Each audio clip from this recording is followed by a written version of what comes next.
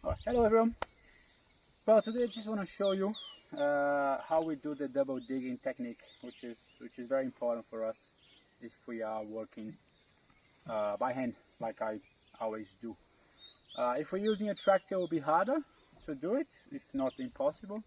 But the idea of the double digging is not to mix the bottom layer and the top layer of the soil. So I'm not sure how clear it is for you guys there, but here we've got a pile that's a much darker soil, much browner, which comes from that top part of the soil.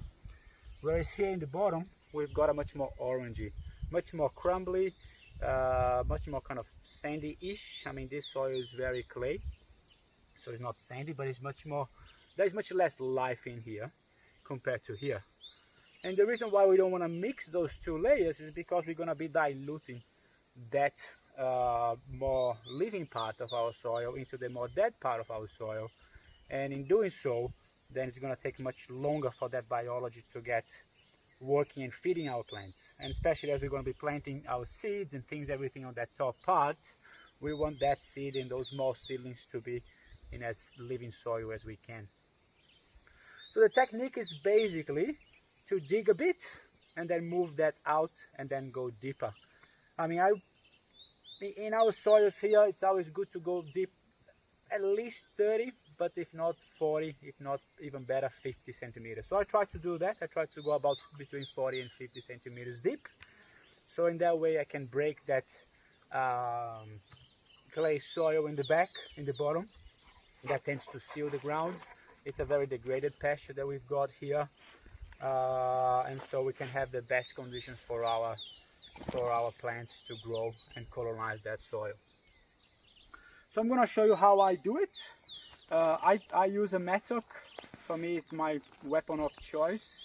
I prefer it over a hoe. I know it's a bit more painful, it's a bit heavier, but I get a much bigger bang for my buck. So as you probably hear me saying, I don't mind spending a little bit more, so a bit more cost in terms of my body perhaps, but getting a higher benefit out of that action. So one thing that I find very important to have it fairly sharp. I sharp this every now and then. I mean, last time I sharp was almost as sharp as a machete, but quite quickly, because we're hitting particles in the ground that are harder than this becomes blunt. But it is pretty sharp, and I'm not gonna cut myself, but I want it sharp because with that tool, if I learn how to use its power, then it can just slice the soil, and even if it finds little roots, it just keeps slicing it. So I do basically two techniques. On the top part, I just go slicing it and bringing it down, so I end up with a product which is almost ready to be sown. Really, I can put seeds straight into that without too much effort, and then I go a little bit more violent, let's say, in the bottom. And I work, this one is probably 50 or 60 centimeters. That's as far as I work each section. But I recommend to start small, maybe do a 30 centimeters. I'll do a 30 centimeters here just to show how I do it. I don't like to step into the bed ever if I can avoid. So this is an 80 centimeters bed, which is kind of my limit to how comfortable I stay. I always mark my bed so I know I'm on a straight line and I'm not out of putting curves in it. That's going to be harder, and messing up with the layout and shade and all that kind of thing. So always put your strings on, get your body right, and I just start by kind of shaving that top part on top of here. And we're finding lots of treasures, rocks and roots and things from a degraded pasture that has had lots of activities in the past. So I just keep shaving it to a depth of about 20 or 30 centimeters, and I do one half and then the other half. If I find rocks, I remove them, because I'll have a little rotary hoe that I will use, just a manual one, and I don't want it getting clogged up. So to about this, that's about 30 or 40 centimeters forward.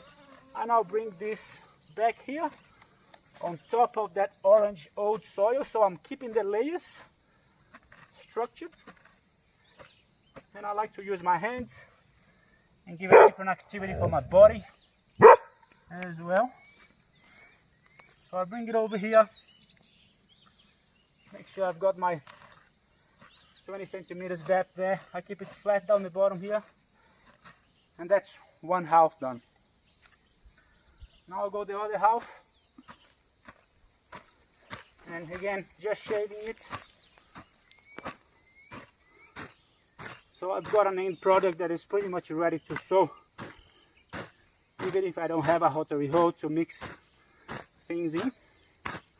And I'm always using the power of that tool. So my hand is right at the back, so I'm using the most leverage as I can to slice it down. And I just keep slicing again into my limit there, my 30 or so centimeters. I'll bring this back. I like to use my hands, as I said. A little diversity into body movements.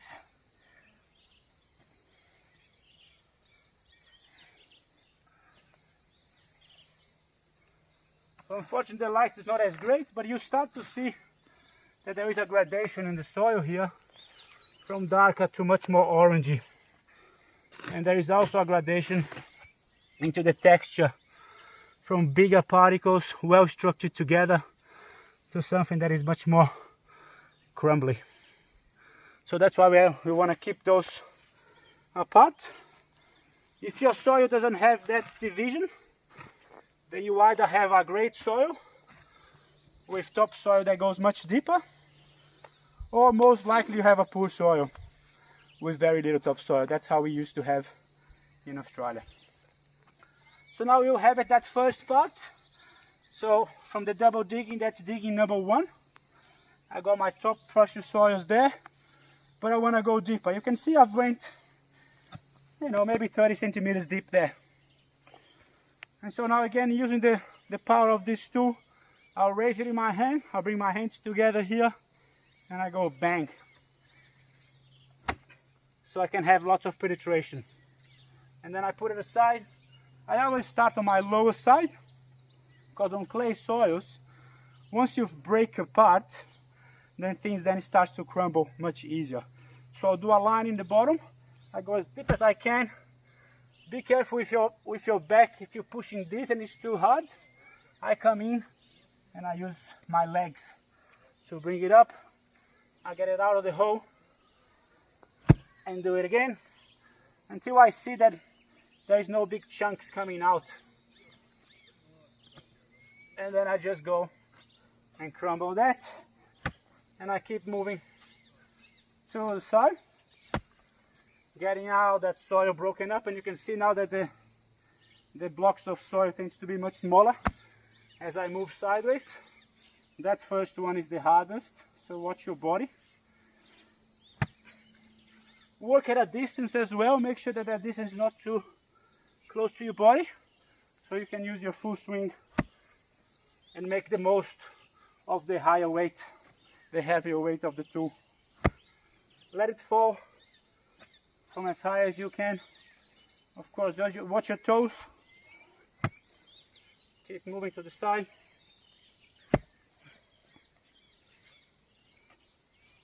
And that other edge here, as I go in, I kind of bring it sideways a bit, because now I have a crumbled side on that side, and it's much easier for that heavy clay, sticky clay, to move.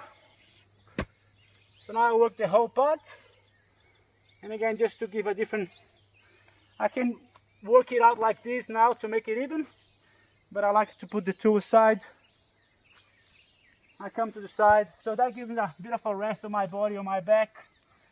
I get a touch. If I find some bigger balls, I can just crumble it, and I'll have a nice separation between that orangey color. I mean, see if you can see the color there. Very different comparing those two. Different colors, we really don't want to mix those. Different texture, a lot of roots, they crumble differently, so very different material. Put it here. Now I'm ready for the next shaping. So this job is much more of a mental job. I mean, there is a bit of physicality, but once the body gets moving, it's okay. But the mind is, when you look a very long bed ahead of you, the mind starts to play tricks. So do small sessions, go slowly, you know, 1 meter a day is plenty. And yeah, and work on the quality of the bed. Remember that we do that once and once only. So there's no shortcuts. We do it to the best of our ability. If it's painful, stop, come back later. Don't rush it, because you're gonna pay for that down the track with trees that's not gonna root well, or mixed soil layers and all those kind of things. Take it easy, look after your body, keep digging.